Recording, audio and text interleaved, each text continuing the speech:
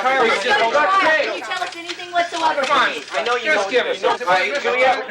One more station. Welcome back to the Two Dudes Talk Music YouTube channel. I am the Reverend Raph with my good friend Kyle, aka the Beer Buddy, and our mates Nolan and Troy from Whisperhead. They have been on talking all about Whisperfest. If you haven't caught that episode of the podcast, it just came out a couple of days ago. Go back and check it out. It's a great little discussion about that, all kinds of cool stuff. But we are going to have all the same links and everything down in the doobly-doo for this video, so you'll get to see what's going on with that. But yes, it is time for the quick question quarter. Now, Nolan's already done this quick question quarter previously when he was on last year, I think it was. It was early last year we had you on. But there is, so we're mainly going to be focusing on Troy here for this one. But there's some new questions in the quick question quarter for 2025. We've revamped it. We've changed a couple of things, taken, question out, put a couple of questions in, just to, freshen things up a little bit. So we're going to dive right into this one, mate. Now, look, it starts out pretty simple, and it gets a little more involved as you go along there, but it's just a bit of fun. So away we go with that. Now, what was the first instrument that you learned to play? Oh, man, it's the recorder. I keep forgetting to put that in there. So we don't count recorder because everyone's forced to learn that in Australia. If you're watching this from overseas, right, in like the second grade, when we're all about like 6, 7, 8 years old, they stuff a fucking little recorder. It's like a little flute type thing in everyone's face, and everyone has to learn it. Everyone learns to play Three Blind Mice and puts on a fucking recital for the parents, and it's atrocious and ear splitting, and no one really has a good time with it at all. But that's a lot of people's first exposure to learning music. So we don't count it, okay? We don't count that one because it's just everyone's forced to do it. So other than recorder. So what's your other one? Other than the recorder, it was the guitar. Nice. Yeah. What was your first guitar that you bought? I've still got it. Or owned, rather. Epiphone SG Gothic. Nice. Ooh. Nice. The first bass I owned was the Epiphone SG bass. So I had terrible neck dive. Terrible neck dive. Terrible, yeah. Shocking. Let go of it disappears, yeah. What was the first album that you purchased? Yeah, okay. I don't know. Technically, it would have had to have been either Diorama by Silverchair, or it was, what was the other one that day? Probably Antichrist by Manson. Okay, nice. That's some pretty good, good first one. So, like I know Diorama's not the album for a lot of Silverchair fans, but I think it's got some great songs on it. it does. It's no Frog Stomp, but Frog Stomp's my favorite album of theirs, but yeah, Diorama I think was the first one I bought. I'm glad you said purchased because the first album I owned was not one I want to share publicly. Oh, you gotta tell us now. Come on. I think it was the Backstreet Boys. There you go. Everyone knows Backstreet Boys. There's nothing wrong with that. One of my first ones was like a best of 98, whatever, top hits of 98 fucking thing. It's did you ever know? fun. Did you ever know how to do the ultimate boy band group dance move? So what you got to do is you got to grab the butterfly, pull it to your heart, release it, and pivot. Oh, That's the boy band move. That's the boy band move. I'm going to be watching Nolan for that one now. I think I make everyone feel better, but I'm pretty sure the first CD that I ever got was actually that fucking Pauline Pants Down single. Yes, that was on the best of 98 CD that I brought. I'm like, you know what? We need to bring that back. We need to bring that Pauline Pants Down. Needs to make a comeback. That was like mine. Next one. What was the first live concert that you attended? Wiggles doesn't count. Hey? Wiggles doesn't count. Man, how old do you think I am? I don't know. Just throw it out there just in case. I think it may have actually been Slipknot. Ooh, wow. What tour? Volume 3. Volume 3. Nice. Oh, is that at the Hordern Pavilion? Yep. Are you from Sydney? Yeah, I was at that one too. Yeah. That was good. I caught him at that. That would have been 2005. Yeah, with Hate Was Breed that a and- sideshow when they did Big Day Out, or was that later in the year? I can't remember, man. Oh. It would have No, it was summer. It was hot. Because that must have been a sideshow from Big Day Out. Because like I saw him at Big Day Out that year when they toured. Yeah, for that I out. remember I was seeing like Hatebreed with second them too. second from the front, man, in that Big Day Out pit. That was Oh. yeah, that was pretty fucking. I think crazy. that's when I had disposable income, so I went to both. Well, I remember because like I was right there. There was one. I wasn't like center stage. I was kind of off to the side in front of Chris, I think. But I remember like it got to the bit when they play surfacing.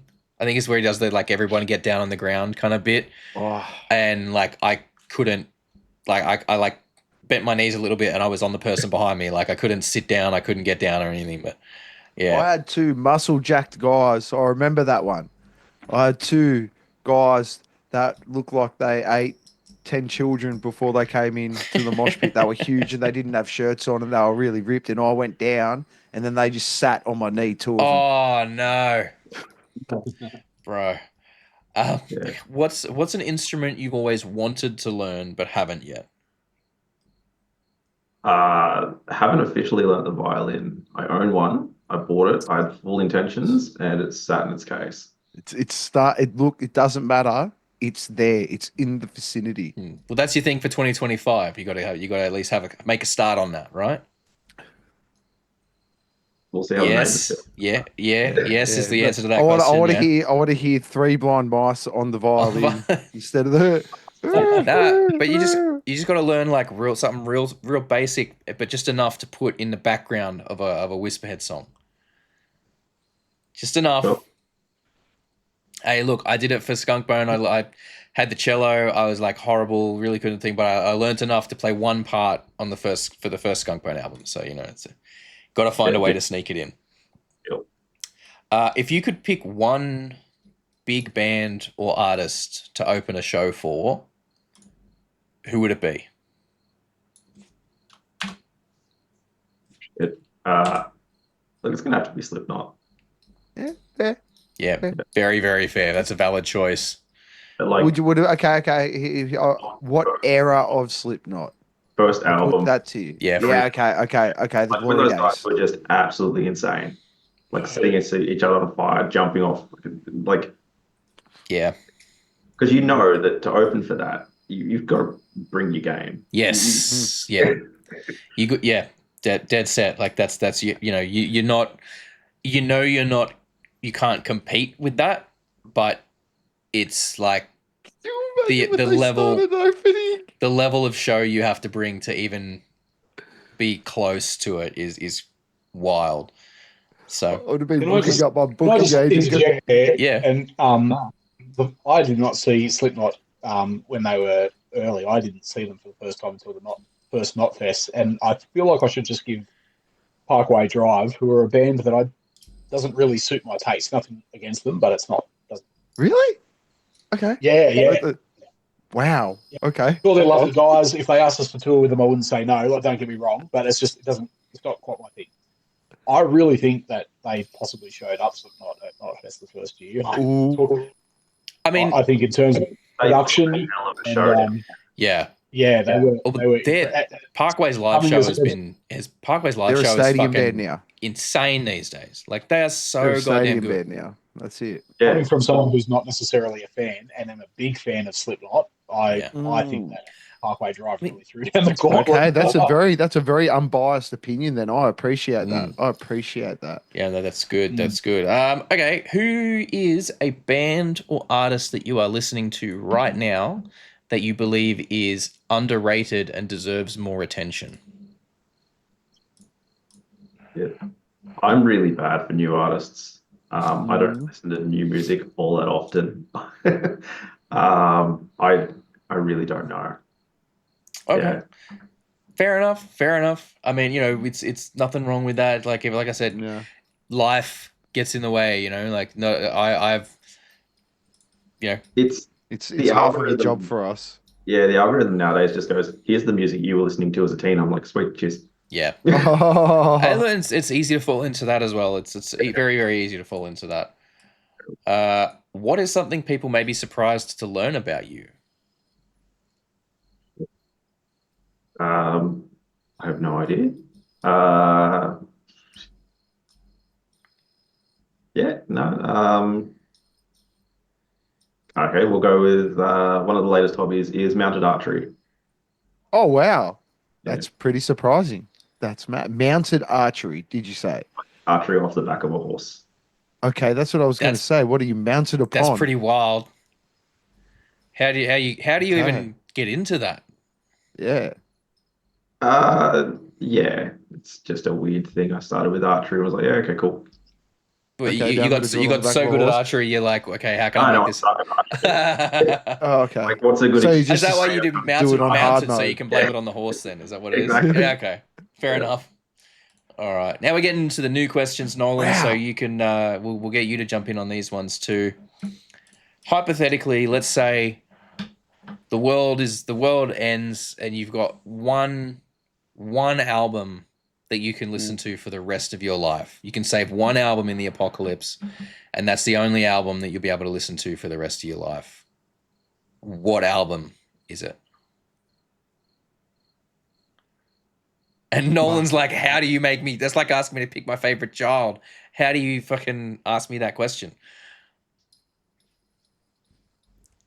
But this is, Got it. Oh, it's tough.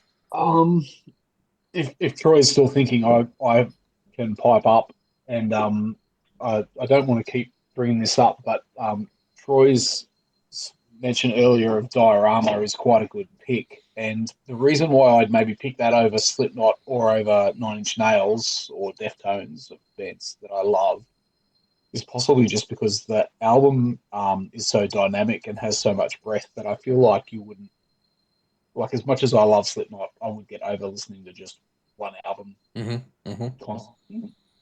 Whereas I feel like something like Diorama has enough dynamic and breadth that I feel like it would maybe have a longer life Okay, span. cool. And for me, it is my favorite Silverchair album. It's one of my favorite albums, and I'm not actually a big Silverchair fan necessarily. Perhaps heresy again. But yeah, I didn't really get into them until when they first started releasing like Anthem to the Year 2000. Is that what it was even called? Oh, Yeah, I know, yeah, yeah. Neon Ballroom. That's when I was about midway through high school, and that was like, to me, they were sort of like a gateway into heavier music because they were on the radio and on video hits and stuff. It was I liked them, but then I moved on to heavier stuff. Yeah, Diorama. So yeah, I'm not particularly a big fan. Again, sure they're lovely dudes. If they asked me to open for one of their shows, I wouldn't say no. But Diorama is a very good album, and I just think because of its breadth and dynamism, it'd probably be a good pick. Nice. Have you come to a decision, Troy? and it's fairly similar logic to Nolan's. It's Sound Awake by Carnival. Okay, nice. Good choice. It's so intricate that I think every time I'm listening to it, I would find something new or something different and just go, yeah, like even just in like outside of the music, Forrester's mixing or what he's done and things, there'd be something new I'd pick and be like, yeah, cool. Hell yeah. All right. And last, What would yours be, right? what would mine be? I should have actually thought about that before I decided to put the question in. mine's Diamond Eyes by Deftones. I knew yours would be something by Deftones. I knew it would be something by That'd Deftones. probably be mine. I don't know if this is cheating or not. I don't know if this. I think you're thinking about the same. You're picking a mix album. I don't know if this is cheating or not. That's not cheating. That's not cheating. It's a good idea. Mine would probably be the first Symphony and Metallica album. Yeah, nice. One, because it hits a broad range of songs across their career, but two, I just think that those renditions and arrangements of the songs have so much more to offer with the orchestral back. Like Michael Kamen's orchestral backing on those is insane. Like, I'm sorry, he turned them into like he just gave the songs a whole nother dimension in a way that, as much as I love the second Symphony of Metallica album and DVD, like I think that's also a great one, and I loved hearing some newer pieces given the same treatment. You know, obviously Michael Kamen didn't write for the second one, and some of them, you know, they're great, but it's just a slight, it's like 1 and 1A sort of thing. Do you know what I mean? But yeah, no, it would be the first Symphony of Metallica album for me, because there's just so much on offer there, much like the pick of Diorama by Nolan there. There's variety, there's range, there's songs to cover a range of, you know, whole variety of moods. So that'd probably be my pick. And some people might say that's cheating. One. If you guys think it's cheating, tell me in the comments and I'll come up with another one. No, see, my first thought was to be to try and find you know, you'd go like the Roadrunner United. Yeah. Something like, you know what I mean? You pick something that's done by everybody. Honestly, that way another one that did cross my mind, if you're going to make me pick an album, like not a live album or whatever, if I had to pick something, I would probably go with maybe The Blackening by Machine Head. Ooh, because that way, even if you lost for long enough, if you turn it up loud enough, there's a good chance someone's gonna fucking hear you from another island. Yeah. It's because again, like that album just is I've said it before. I think that album's a perfect distillation of 2000s of noughties heavy metal. I think that album is to the noughties what like Master of Puppets is to the 80s. I think if you were to go, that album is what heavy metal is from that decade, I think that's a great example of that. I'm actually going to listen to that one. I'll just put it down. Now, last question here, and this one, like I decided to switch it around here. We've got, you know, obviously we do the Get in the Bin segment, and we've had, you know, in the past, talking in the Quick Question Quarter, we've had, you know, like questions about hot takes and stuff like that. For 2025, I wanted to flip it around a bit. I wanted to bring it back around to something with a bit more of a positive slant on it. So the last question in the Quick Question Quarter is going to be, what are you most grateful for about your involvement in music? Okay. So, tough one. Just grab it. Or do you want to go first, or shall I? No, you can go first, dude. At the risk of sounding really corny, but I think that for me this is very true, and I don't want to sound like I'm blowing smoke, but something that I don't communicate often enough, but something that I'm really, really grateful for in the project that I'm in right now is actually just the three dudes in the band that I'm in with. When you're in a band, very often you are relying on other people to align with you in order to make your own personal dreams attempts to come true. That's a lot of trust and a lot of, well, I guess it's a lot of expectation in some ways. I mean, in a way, we all want the same thing, but I mean, very often members of bands don't want the same thing, or at least not to the same level, or not prepared to give the same commitment. And you see that a lot. And I remember when I used to teach, I remember I used to teach music for a little while and talking to one of the other teachers who wasn't a music teacher and couldn't play music. And I remember one day he said to me over lunch how envious he was of anyone that could play an instrument. And I was like, why? And he sort of said, it's a very unique thing where four people with distinct skills come together to create something usually completely unique. I mean, our songs may be terrible, but they've never been written by anyone else before. So it's four people that have distinct skills from each other. I mean, it's not unlike a sports team, except that it's creative instead of, I guess, for the purpose of competition. People play sport just for exercise or not. Yeah. But so just that whole idea that we're really in kind of a unique position where we join with other members really in pursuit of our dreams. And I know that sounds a bit airy-fairy, but one of the things that I think I really am grateful for is that this whole thing could be a lot harder or even impossible if it wasn't for the commitment and the trust and the perspectives and the experience and the skills and all of these bits and pieces of the other people that are in the band. Whisperhead has had not a bad run since we've started. Most of that is because the guys are just good. Like, that act like professionals. They learn their shit. They're good at their instruments. I'm very, very grateful for that, because especially in Dubbo, where there's a very small pool of metal musicians, it would have been all too possible to not have had the right group of people and be doing nothing. So I am very grateful for that. Yeah, slim pickings out of a small market. Yeah.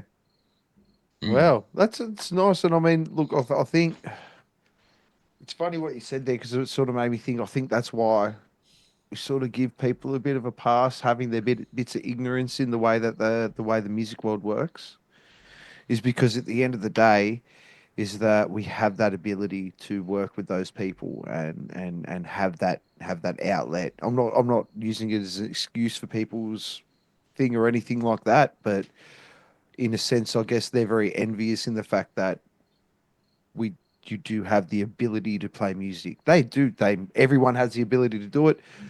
All you have to do is hop off ass, go get lessons. There's no excuse. I'm not buying into that thing of I can't do it. You can do it, but I do understand why people can sometimes people can be a bit envious, going that you have that opportunity to chase your dream and you haven't lost that. I think people get a bit Yeah, and I'm not saying this guy wasn't chasing his dream. I had never seen it from that perspective. Being in a band or playing music is so second nature to me, because it's what I love, that I guess I'd never taken the opportunity to stand back and realise what he was saying. And I'm really glad he said it, because it gave me a whole fresh perspective on what we actually do.